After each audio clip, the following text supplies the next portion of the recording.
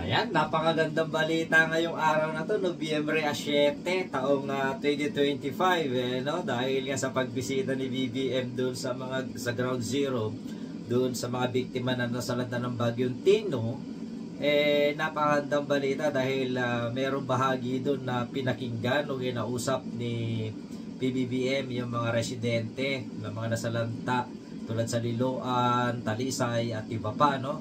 So isa sa mga hiniling ng mga kababayan natin na nasalanta ng bagyo is yung ipatigil o suspendihin muna yung mga operasyon ng mga quarrying at mining sa lugar o probinsya ng Cebu. So napakaganda yan dahil alam nyo naman ng presidente, nakikinig yan, no?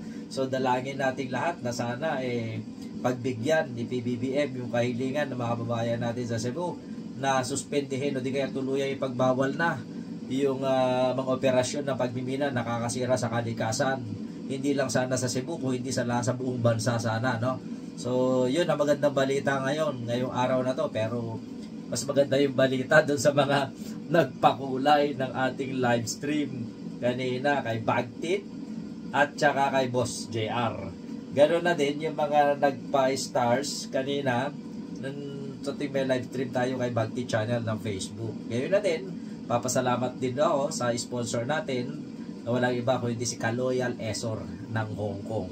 Kaya maraming salamat, magandang balita, tapitan natin ng gobyerno at suportahan natin ng Pangulo. Maraming salamat, babush!